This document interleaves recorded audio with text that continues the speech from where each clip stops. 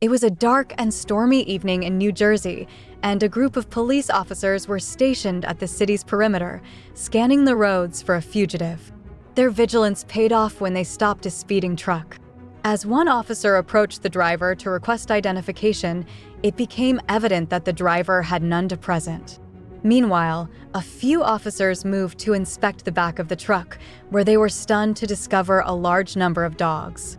Shortly after, psychiatrist Dr. Evelyn arrived at the police station to evaluate the driver and determine if he required psychiatric care or incarceration. Upon entering the cell, she found the driver in a wheelchair, with a fresh injury catching her attention.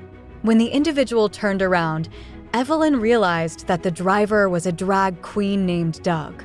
He explained that the dogs in his truck were not just pets, but his children. At Evelyn's urging, Doug began recounting his story. Doug was raised in a rural, devoutly religious household. His father, Mike, was a tough man who bred dogs for fighting. To increase their aggression, Mike would starve the dogs for days leading up to each match. He was a harsh and unpleasant man, often despising Doug and his mother, especially when they tried to care for the dogs. Mike, however, adored Doug's older brother, Richie, who was more like him. Despite their ferocity in the ring, the dogs showed Doug only affection. He would spend time lying beside their cage, speaking softly to them and occasionally sneaking them food. But one day, Richie caught Doug in the act and reported him to Mike. At the next family meal, Mike confronted Doug, who admitted that he preferred the company of dogs to that of his family. Enraged, Mike dragged Doug to the cage and threw him inside, but instead of attacking, the dogs surrounded Doug and comforted him. From that point on, Doug lived in the cage, even during the bitter cold of winter. He survived on scraps his father tossed to him. One day, Doug's mother quietly gave him some cans, telling him to hide them. She then confided in him that she was expecting another child and planned to flee, hoping to give the baby a better life.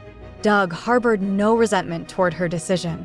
Later, Richie placed a sign on Doug's cage, condemning him in the name of God for their mother's departure. But Doug saw the sign differently. He noticed the word God reversed, which spelled dog, giving him comfort in his isolation. After a long session, Evelyn left for the night, but a flashback revealed what had transpired before Doug's arrest. A man named Juan entered an abandoned college building, greeted by a Doberman guarding a hidden room. Juan asked to see Doug, who emerged from his makeshift quarters that were surprisingly well kept. Juan had helped Doug set up surveillance months earlier. On this visit, he brought Doug a puppy from Martha, a laundromat owner who did Doug's laundry. Juan explained that a local gangster known as the Executioner had been extorting money from businesses, including Martha's, and she had been forced to sell her family heirlooms. Doug reassured Juan that he would handle the situation. Soon after, Doug disguised himself as a grieving widow and positioned himself outside a club frequented by gangsters. He sent a small dog inside carrying a phone in its mouth, which it delivered to the executioner just as it rang. As the gangster answered, a larger dog entered and clamped its jaws around his groin, causing him to cry out in pain. Doug warned him to leave Martha alone, threatening that the dog would ensure permanent damage if the executioner refused. The gangster agreed, but as soon as Doug and the dogs left, he ordered his men to go after them. The next morning, Evelyn returned to Doug's home, where police were gathering evidence. The scene was grim, with bloodstains, bodies, and bullet holes throughout the house. After collecting some personal items, Evelyn returned to the station. Doug, now cleaned up and changed, continued sharing his story with her. Doug's childhood in the cage lasted for months. He educated himself using magazines he discovered hidden behind a wooden plank, likely left by his mother. One day, one of the dogs gave birth to puppies, and Doug hid them from his family. Unfortunately, Richie spotted him and once again informed their father. Mike stormed out, armed and furious, ready to take care of the puppies. In a panic, Doug clung to the cage door, shouting at Mike while the dogs barked and growled in unison. In a fit of rage, Mike fired his weapon on Doug through the cage door, hitting him in the hand and severing one of his fingers. The bullet ricocheted, lodging itself in Doug's spine. Alarmed, Richie managed to drag Mike back inside, but not before dropping a handkerchief for Doug. Despite his injuries, Doug managed to wrap the handkerchief around his bleeding hand and placed his severed finger in a small bag. Then, he showed one of his dogs a magazine image of a police car and instructed the dog to take the bag and find help. The dog bolted across town with the bag in its mouth, eventually finding a police cruiser. It sat patiently until officers took notice. Soon, police surrounded Doug's house, storming in to find the young boy trapped in a cage, while Richie clung to Mike, terrified. Doug was rushed to the hospital, but doctors decided against removing the bullet, fearing it could leave him completely paralyzed. In the present, Doug explains to Evelyn that, with the help of leg braces, he can manage to walk short distances, just enough to get into bed. He can also stand briefly, but each time he does, there's a risk the bullet could shift and render him permanently paraplegic. Mike, Doug's father, was sentenced to 20 years in prison, but he unalived himself after just 2 weeks. Richie received a 12-year sentence, but was released early for good behavior after serving 8. The day Richie walked out of prison, a pack of dogs awaited him outside. As he wandered through town, more dogs joined the group, following him at a distance. Richie eventually noticed the growing pack and tried to escape down an alley. But it was too late. The dogs descended on him and tore him apart. Doug, once discharged from the hospital, was sent to an orphanage where he struggled to connect with others. While the other children played outside, Doug spent his time in the library, immersing himself in books. His only friend was Salma, a young woman who worked at the orphanage. She had a passion for Shakespeare and, seeing that Doug shared her love for reading, introduced him to her favorite works. Together, they staged small plays for the other children. Though the props were simple, the performances were heartfelt and the kids loved them. Doug found immense joy in dressing up for their plays. Salma even taught him how to apply makeup, telling him it allowed him to become whoever he wanted to be. Doug quickly fell in love with her, captivated by her creativity and unique outlook on life. But one day, Salma left the orphanage to pursue her dream of acting. Over the years, Doug collected every article he could find about her performances, carefully placing each one in a scrapbook. When she finally made it to Broadway, Doug attended one of her shows. Unable to reach the stage due to the crowd, Doug was eventually granted access backstage. Salma recognized him immediately and was thrilled to see him, especially when he presented her with the scrapbook. Touched by the gesture, she gave Doug a kiss, igniting his hope that she might feel the same way about him. Just as Doug was about to confess his feelings, the director entered, praising the scrapbook. Doug's heart sank as he learned that Salma was married to the director and that they were expecting a child. Crushed, Doug congratulated them and returned to the shelter, where he vented his frustration by hitting the cages. The dogs barked in response, and when Doug collapsed, one of the dogs managed to unlatch its cage and rushed to comfort him, soon followed by the rest of the pack. That night, Doug cut his hair as a symbol of letting go of the past. A short time later, 2 government officials arrived to inform Doug that the shelter was being shut down due to budget cuts. Doug argued that he had kept the shelter running on donations for years, with the only municipal support being the building itself. The men reluctantly admitted that the property was being sold to developers for profit. Doug had until Monday to vacate, and the dogs were to be sent to other shelters. However, when Monday arrived, the building was empty. Doug had fled with his dogs. They relocated to an abandoned college, where Doug spent his time reading to his canine family. As Doug sought work, he was repeatedly rejected due to his wheelchair. One afternoon, while searching for jobs, Doug wandered into a club just in time to witness a drag queen rehearsal. Instantly captivated by their vibrant costumes and performances, Doug felt a connection to their art. The club owner informed Doug that the bartender position had already been filled, but Doug expressed his desire to perform instead, sharing his experience. The owner was skeptical, noting that audiences might not respond well to a performer in a wheelchair. Determined to prove himself, Doug stood up and explained that he could manage to stay on his feet for an entire song. Impressed, the queens found him endearing and convinced the owner to give Doug a chance. By the following Friday, they had helped Doug find the perfect outfit, complete with makeup and a wig for his debut. Wanting to make a strong first impression, Doug removed his leg braces and asked his new friends to be ready to catch him once his performance ended.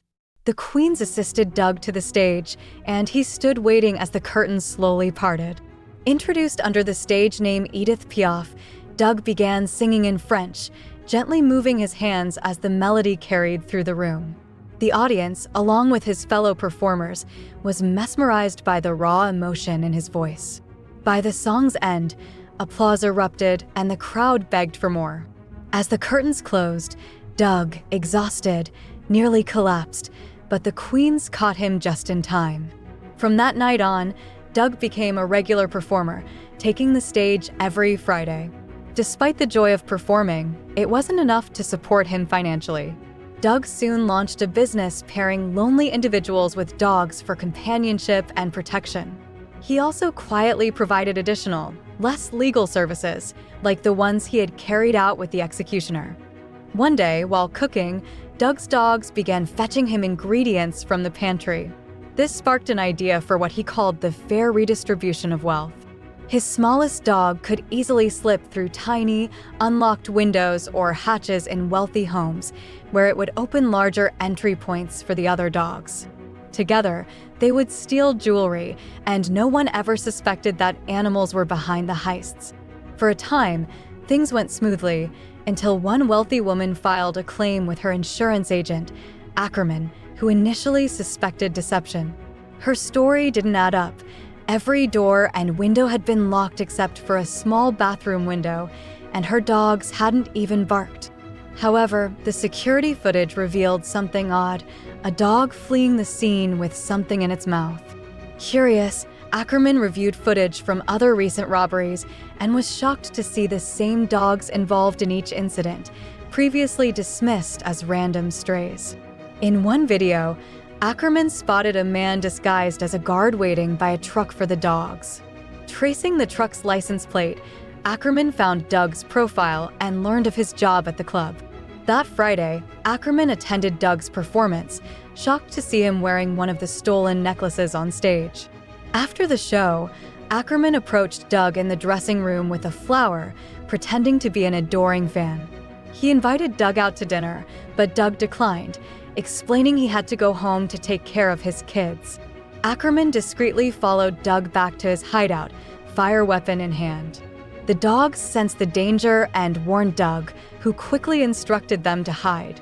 When Ackerman arrived, he found a Doberman guarding the corridor and considered shooting it, but Doug appeared and offered up the jewelry in a safe. Ackerman sat down to check the contents, giving Doug just enough time to silently command his dogs to harm. With most of Doug's story shared, he explained to Evelyn the reason for his arrest. After Doug had dealt with the executioner's gang for Martha, they had found out where he was hiding by pestering Juan until he gave up the location. The gang then stormed the building, unaliving Juan as they entered. Hearing the commotion, Doug readied his dogs and grabbed a weapon. The executioner fired at the door, but Doug managed to slip away through a narrow passage. As the gang pursued the dogs, Doug's traps began to take effect.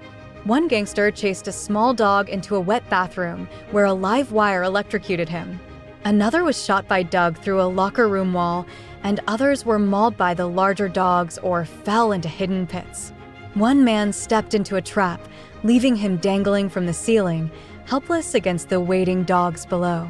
Growing nervous, the executioner ordered his men to fetch a stronger weapon. Doug, however, fired through the wall, taking out several men. In the chaos, Doug was hit by a bullet, but he managed to escape back to his quarters.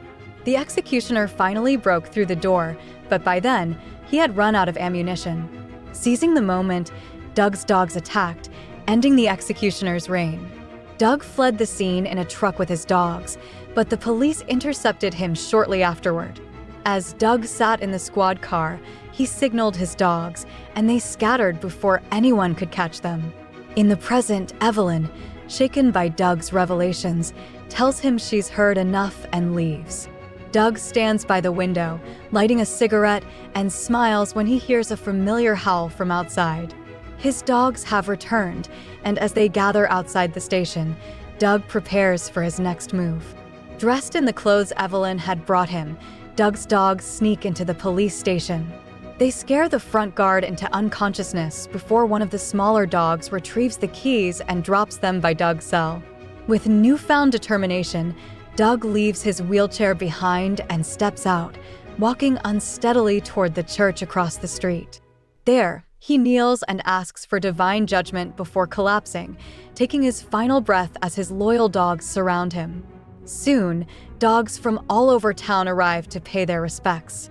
Meanwhile, Doug's Doberman arrives at Evelyn's home, just in time to protect her from her violent ex-husband. And that was the unforgettable story of Doug, a man whose life was shaped by hardship, loyalty, and an extraordinary bond with his dogs. From a traumatic childhood to a life of crime, Doug's journey challenges us to think about survival, family, and justice in a whole new light. The film's blend of raw emotion, suspense, and dark humor leaves a lasting impression that's hard to shake. What did you think of Doug's story?